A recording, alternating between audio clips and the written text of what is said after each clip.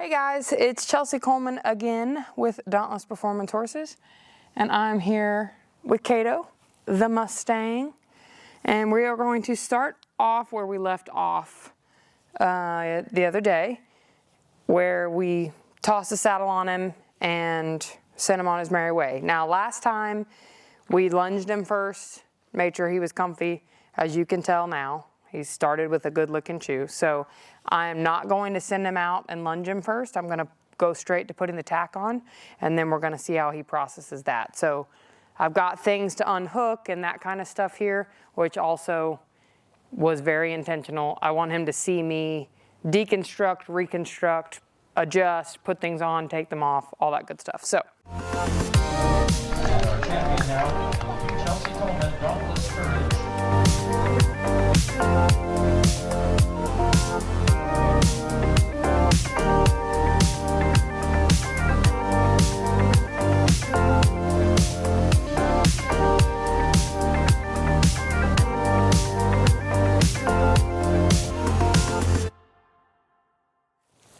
We also brought a bridle today. I'm not 100% certain we're going to put that on him, but it is a definite possibility.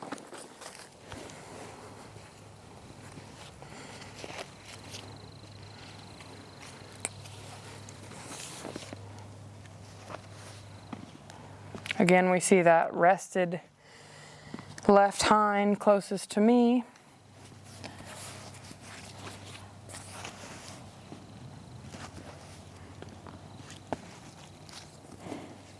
Got a little bit of a snort, not quite a full snort, but a little bit of one. So I'm just gonna, the goal is to make him comfortable enough that this gets easier and easier every time we do it, so.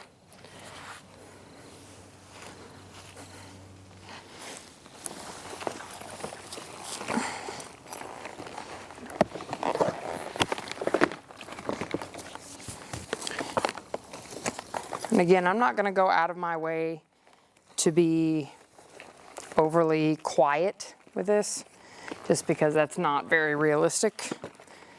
And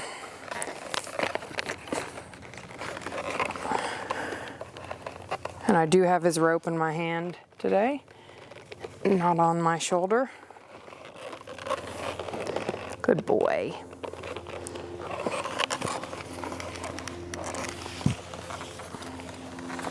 Good job, Cato. Other thing that I'll say that you might notice is second time around, I'm still going to treat him the way I treated him the first day, but I'm going to, instead of anticipating that he might freak out and get upset, now I'm stepping away to grab this girth. He's either gonna stand there and do nothing, or he's gonna realize he's gonna go to take a step forward, good looking chew there, and realize that the saddle's on him and he's gonna bolt. If he does that, totally fine. But I am going to not expect, meaning if he were to freak out, I would be upset about it. But I am going to run with the idea that he's had this on, he knows what it is. We're still going to treat him with caution, but I'm not going to proceed with the same exact amount of caution as I did the first day. And that is because of everything I just said. As he evolves with his knowledge, we are going to evolve with our expectations. And that is for his benefit and his education moving forward. But again, we know that there's multiple steps that could bother them in the saddling process. Girthing is definitely one, especially when they've already had it on before and they start to realize what the girth is.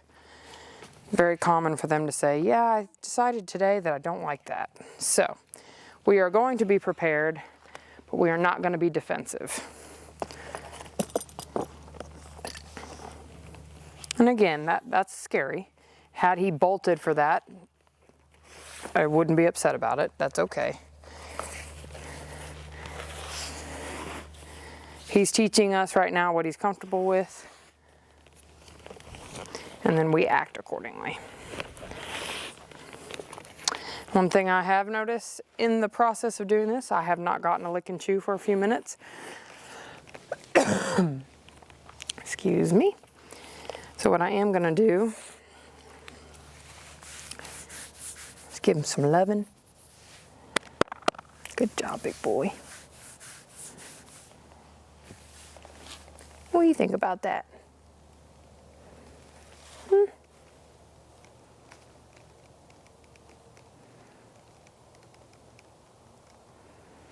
The reasoning behind why I'm just giving him a second is because we know his personality now quite well, and we know that he has a tendency to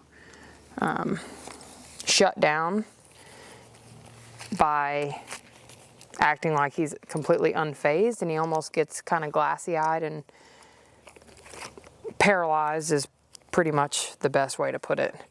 And what we don't want is for him to ever feel like, good boy, that he needs to stop the process of thinking because he's panicked. So we want him to know that anytime he's uncomfortable, we recognize that and we will address it in a kind way.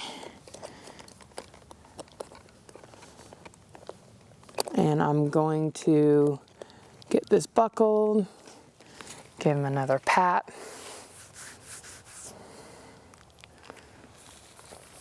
Good boy. Now today there's a couple expectations I want to, or maybe expectations is the wrong word, warnings.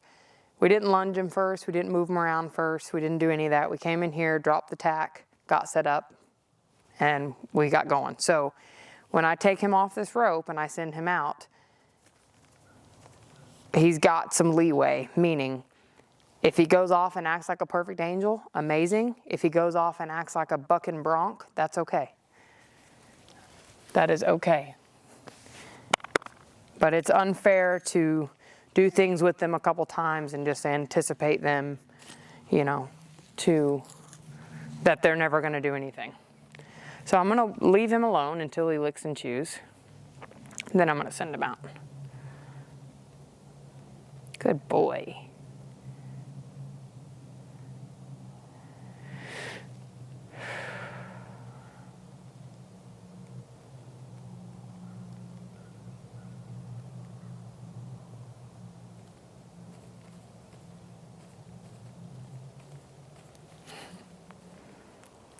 Good boy.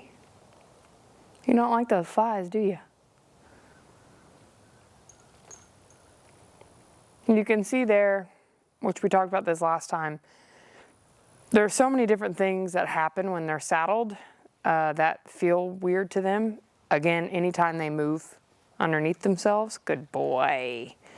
Anytime they move underneath themselves, that feels weird. Anytime they take a deep breath, the saddle gets tighter and it makes a weird noise. So you've got to keep all of those things in mind so that you're not, if you're just standing by him casually and he takes a big deep breath and hears that saddle crack and feels that girth cinch up around his waist, you might get stepped on.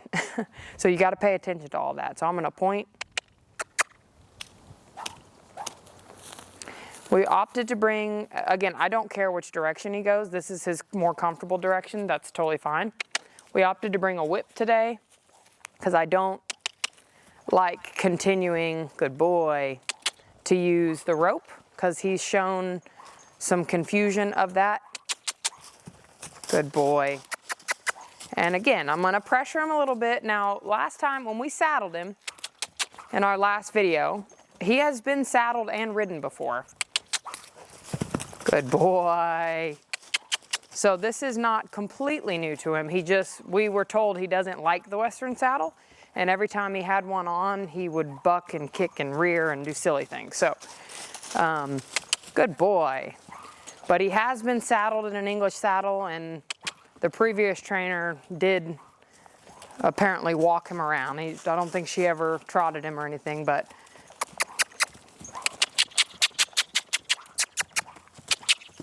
good boy.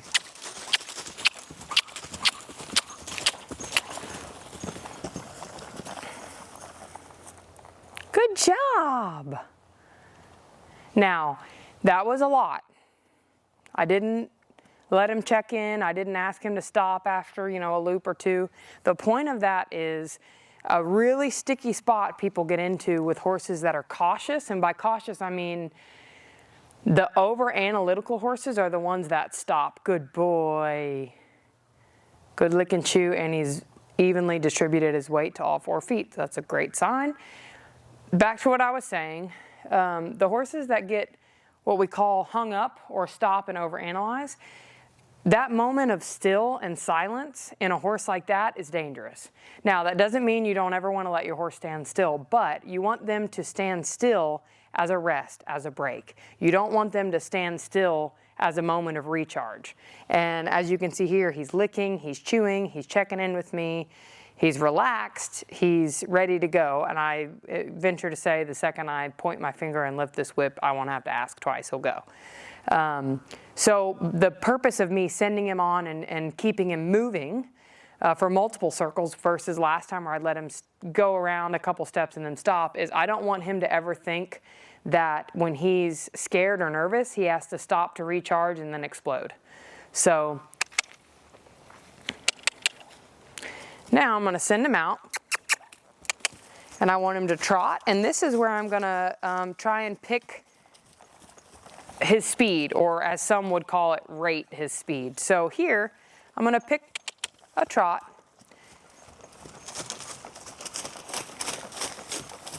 Good boy.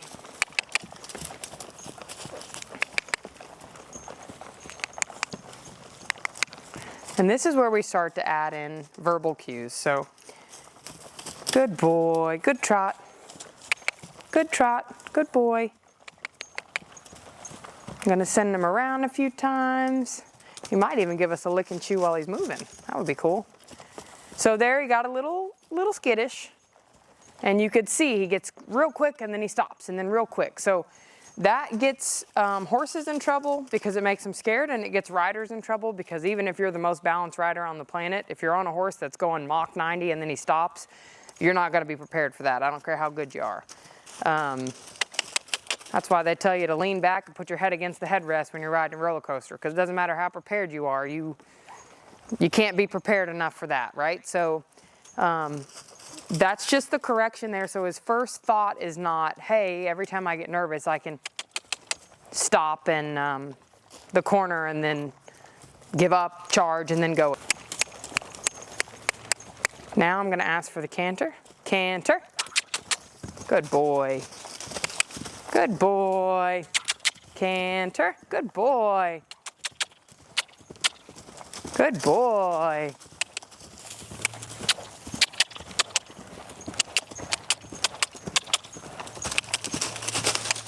And trot. Good boy. And ho. Good job. Oh my gosh, that was so good. And he's nervous. Good boy.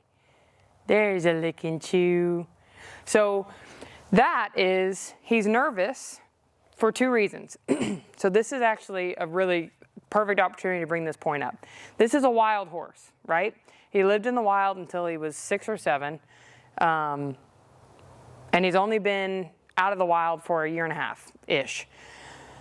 So 2 things. 1, this is all not normal. He's getting used to it because we've done it with him, but he also is tired. Now in the wild, when they're tired, they become physically compromised. By physically compromised, what I mean is they're a wild animal and they're a prey animal. They're not hunters, right? They're prey.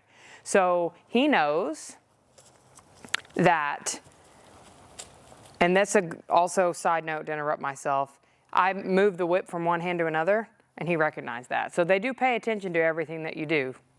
Just food for thought. But back to what I was saying. So in the wild, they don't leisurely just kind of run around. They get where they're going when they migrate. They eat, they converse with each other, whatever they do, and then they go on their merry way. But they don't, these little working sessions where they spend an hour doing work, that's not a thing for wild horses. So in his brain, the second he becomes physically diluted and tired, he's at risk. That will go away because he will learn to trust us, and he will learn that he can lean on us to keep him safe, and he will also learn that we are not a threat.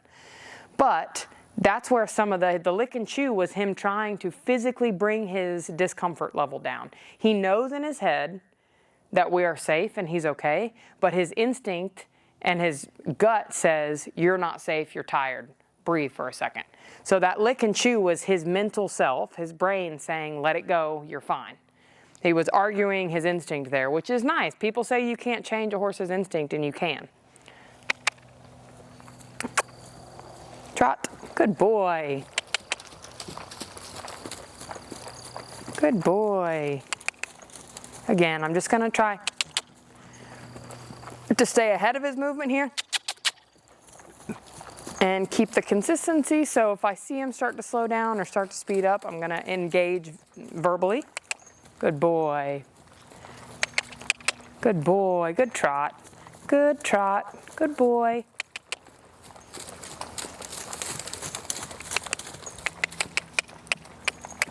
We should have named you Fabio with that pretty hair.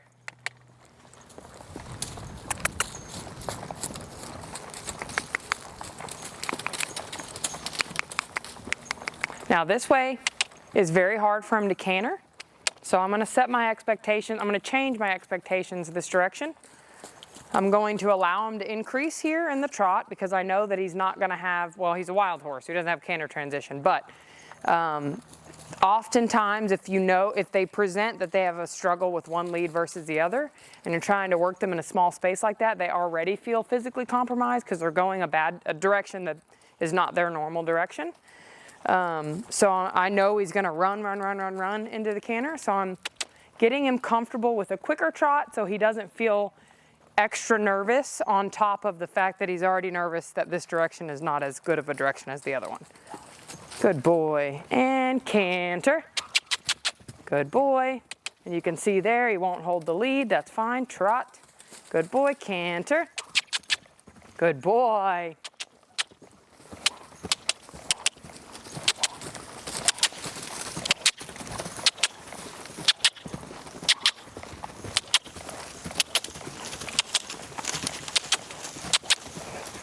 Good boy.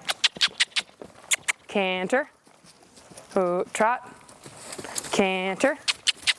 Good boy. And ho. Good boy. Good job.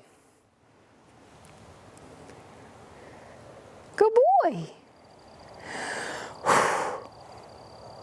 Good boy.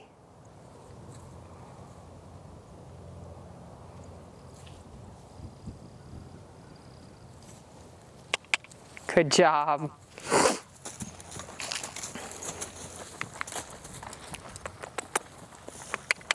Good boy. Good trot. Good trot. Good boy. Good job. Good boy. And you can see and hear he is definitely out of breath. You're okay, Bubba.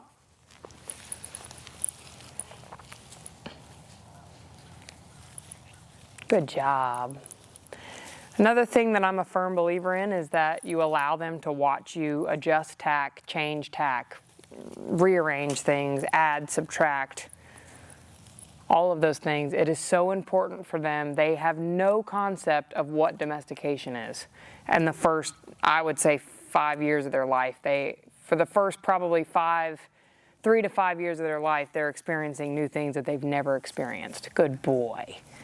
So he stopped right at the camera there, and he got nervous because he knows the camera's beside him, and it took him a minute to lick and chew because he's still keeping me in his sights, but he also wants to make sure he keeps the camera in his sights.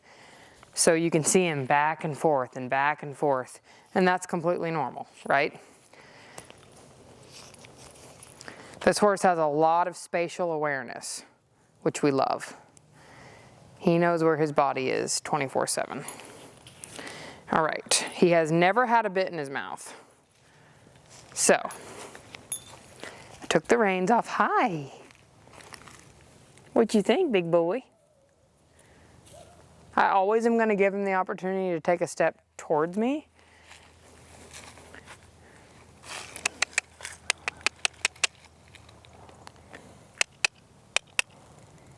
Good boy. Now a lot of people will say, why are you clucking at him if you want him to come towards you? I teach my horses to come to the click. It's kind of like a click trainer type deal. He's like, what is this girl doing?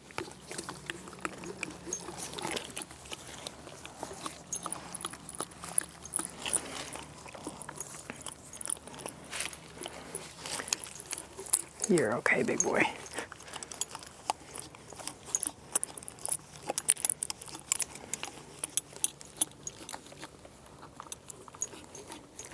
And I have just a simple leather bit in his mouth so that he has the opportunity to get to play with it and it not be too abrasive in his mouth.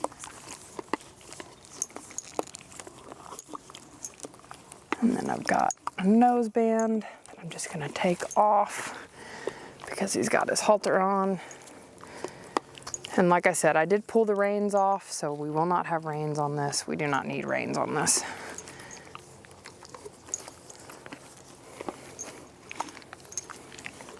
I will, however, put the throat latch on. Another thing that you'll notice is, so there you saw him go to get after the flies, which he's done quite a few times during this session. What I love about that, good boy, is that he is no longer so worried about the saddle that he's not paying attention to anything else. So we love that. What do you think of that cool thing in your mouth?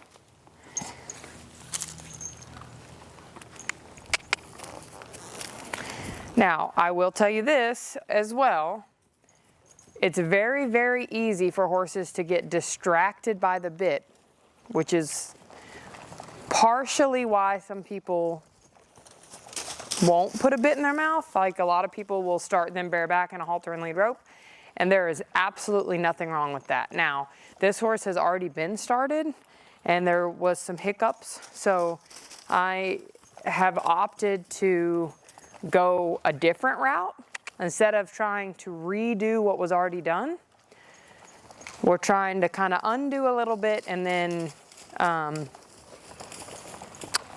recreate through a different method. So he was ridden without a bridle. Like I said, I don't think he's ever had a bridle in his mouth. That's a kind of a big deal to just toss the bridle in his mouth and say, carry on.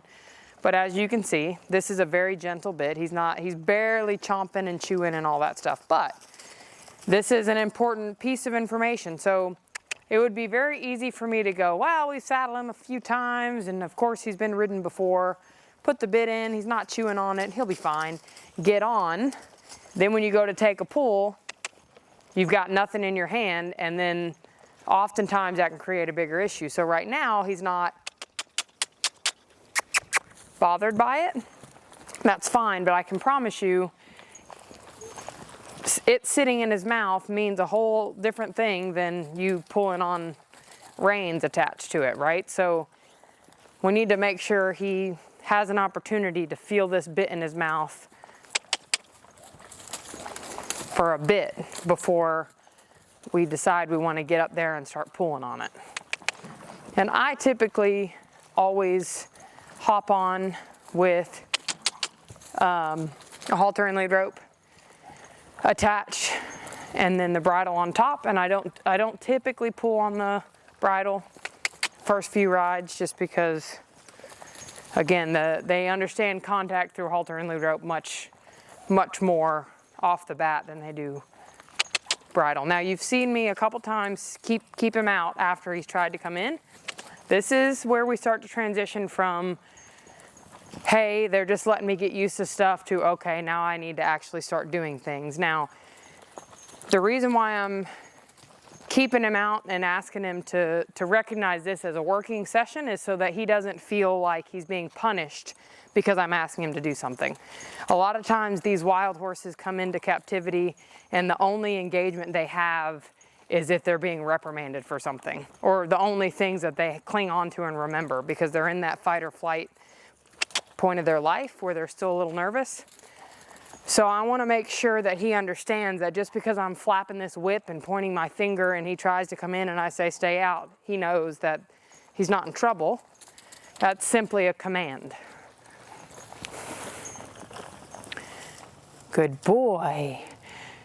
And an instant, well, we'll give that up as a lick and chew, even though you'll probably just chomping on the bit. But you can tell in his eye, he's very quiet, very soft. Big deep breath. His ears are going front and back and side to side. Listening to the Clydesdale play with his food bucket. Good boy. And you can still see when I went and asked him to switch direction, he's still startled a bit. We want to get him to the point where he understands this whip is not an assault weapon, right? This is an extension of my aid, and it will not be used as an assault weapon. It will be used as an extension of my aid. That's a very important part. You see people all the time cracking down or jabbing a horse with spurs. You're destroying the concept of what that tool is, and these tools are an extension of our aids, and that's it. Canter. Good boy.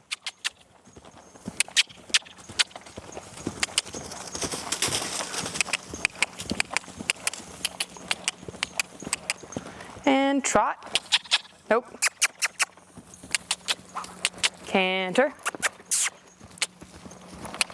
Good boy. Canter. Good boy. Trot. Trot. Good job. Again, so I don't want him going from canter to halt at this moment, because when I'm on his back and he does that, if he's stopping because he's startled, it's really going to startle him when my weight shifts that fast. So, and a smooth, got to try and smooth the direction changes out. Good boy. So I don't care about the direction. Right now we're very basic, right? So canter, trot, good boy, canter, good boy. So I am going to keep sending him out, then ask for the trot. Trot, good boy. And that was much smoother. Trot to walk is much harder.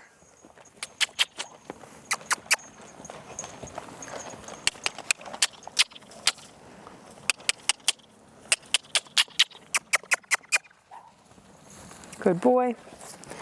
You don't have to accomplish the trot to walk. Obviously, when you're under saddle, that's something you will have. But the main concern is that I don't want him going from that. At this point, he has one canter speed, which is go, like go. Good boy. And I don't want him going from go gadget to whoa gadget, because I know that shift, that dramatic shift in weight will startle him. So there are things I know that he doesn't, and because of that, I am going to react accordingly. I'm going to send him out to canter again. Canter. Canter. Good boy.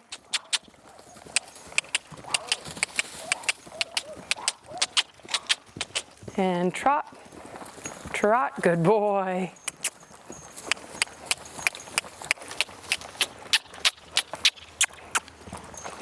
Good boy.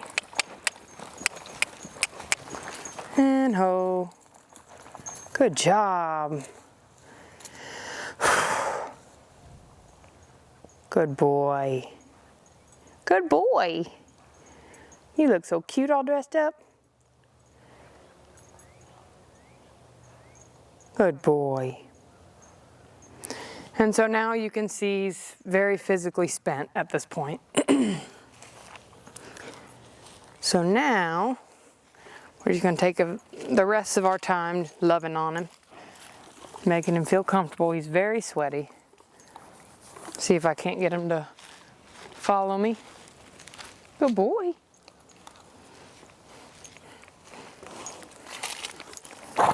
I know, he's crazy. What's that thing in my mouth? See, what's that thing in my mouth? Good boy. Good job.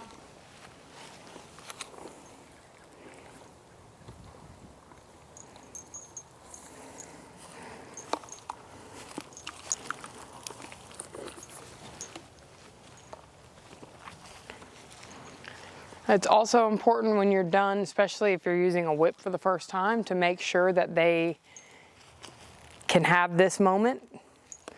I don't ever want him to think that I am going to come at him with that, which he automatically thinks that. That's just kind of nature to them from being in the pens. Who knows? That doesn't mean that he's been beaten with a whip, but what it does mean is he knows that that could hurt him, and I had it in my hand and I was flinging it around. So it's important that I give him the opportunity to come to terms with the fact that I'm not going to try and eat him for dinner, and he's not going to get beat up for anything that he's done because he's been a good boy. We also know that he does not like it when you're behind him.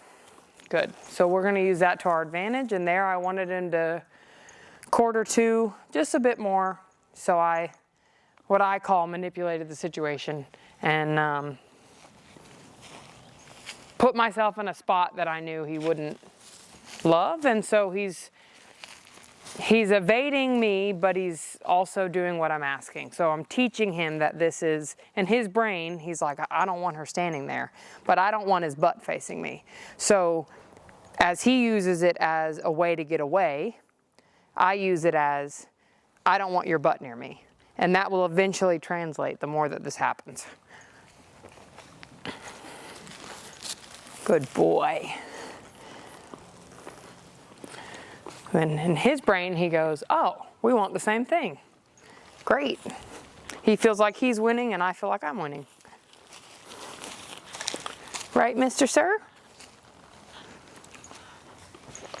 And I also, like, it doesn't make me upset that he's not moving his butt, right? Because he's not quite there in his groundwork yet that he needs to think every time someone's behind me, my butt needs to be gone. But I'm trying to work his brain a little bit here without having him to work too much of his physical body. So, like, I'll use this as an opportunity to walk around him. Good boy. And he doesn't love turning to the left versus the right. As you could see when I walked around completely, he but he finished his turn to the right. And then when I went to go left, he kind of turned right again. That's okay. I'm just going to kind of calibrate here.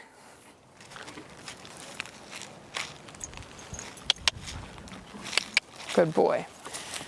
He also knows that this is the door, which I don't love that, so I'm going to just bring him to the middle. And then once he's comfy in the middle with me, I'm just going to undress him, aka take the tack off. Come on, bub.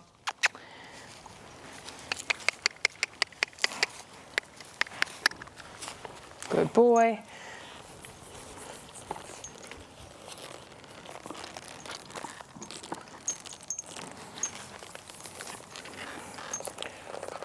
Now again, I say this for the people who might have a Mustang similar to this and then maybe it's their first time. This is a very compromised position that I'm in. I do not suggest people putting themselves in this position. I know this horse well enough at this point, and I also am accepting the risk. I have a faulty clip, which that's another huge point when you guys are at home doing these kind of things for the first time. Please make sure all your equipment is accessible. So the dangers of me having this clip be sticky is I could get under here and my finger could get caught, or it could get caught and he could freak out, and then we wouldn't be able to get it undone in a hurry. Again, I've done this a lot, and I know this horse well enough at this point that I feel comfortable doing it. But again, standard practice would be make sure that all your equipment is functioning at its finest, and do not put yourself, until you know for a fact these horses are comfortable with their feet being picked up and touched and moved, you do not want to place yourself in firing range of any of these feet. And firing range is what I consider firing range is from the shoulder or the hip or stifle to the hoof. He can get me, as long as that leg is, that's the range of fire. So I'm going to keep myself out of that position as much as I can physically help it. And again, when I'm untacking him this time, I'm not going to be ridiculously cautious for the reasons we spoke of before. At some point, you can't walk on eggshells for me and for him. So I'm going to wiggle this a little. He's evened his weight out, and then I'm going to slowly drag it over his back. Good boy. Good job. I'm just going to let him process that.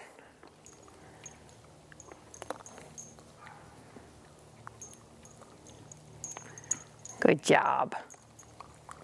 He's like, what in the heck is this thing?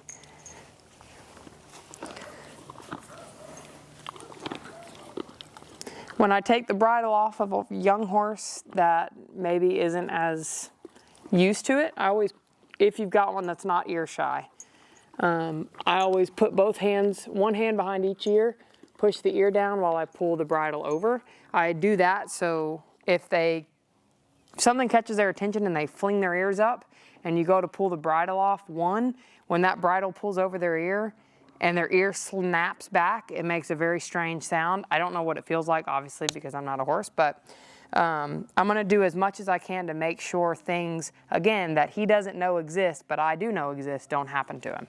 So I've bridled and unbridled millions of horses. He has not been bridled and unbridled millions of times. So I'm going to make sure that, knowing that when you pull the bridle over their ears, if they've caught the attention of something and their ears are sticking straight up, it's going to make a weird sound. Like I said, I'm going to do everything I can to eliminate weird things from happening.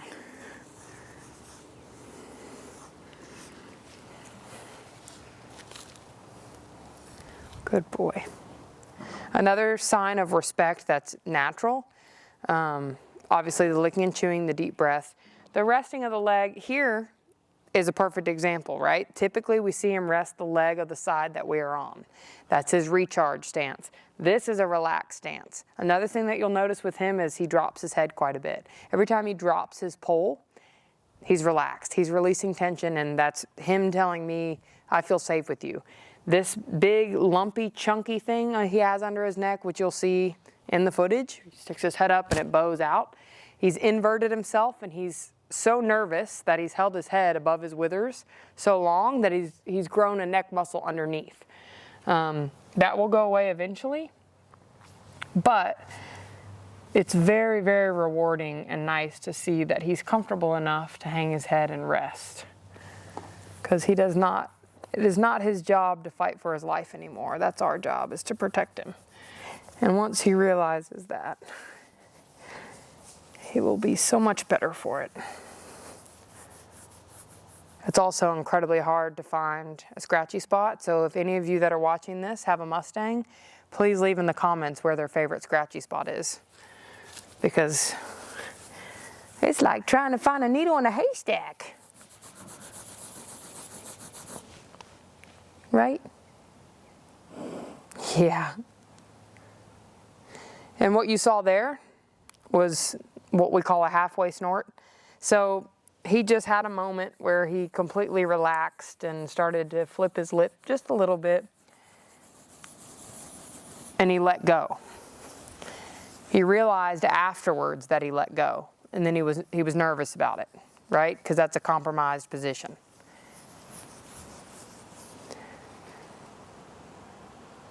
Good boy. So what I'm teaching him here is that it's okay to like something. It's okay to be comfortable. It's okay to trust. You can use the analogy of when you've dated somebody who's treated you badly, right? You tend to hold those issues against everybody else that you date, when that's not how it's supposed to go. You're supposed to let go and move on and trust, right? So maybe at some point in time he's given in and he's trusted somebody and that's bit him in the butt. Or maybe he hasn't. Maybe he's never trusted anyone before. But he's almost getting after himself and correcting himself by saying, don't do that, it's not safe. Don't trust her, it's not safe. Don't relax, it's not safe. So that's good boy. That's why I keep coming back, and it seems like I'm stalling here, but this is actually very intentional for me. Good boy.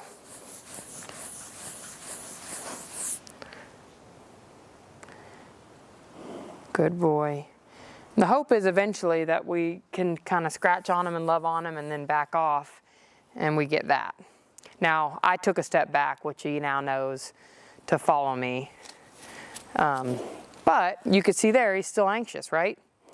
He's forgotten about the surroundings because he's been so engaged with me that he's kind of left his outer body experience a little bit. So I think that's all for today. Thank you guys for watching, and always remember, it doesn't matter where you come from, it only matters where you're going. And we'll see you next time.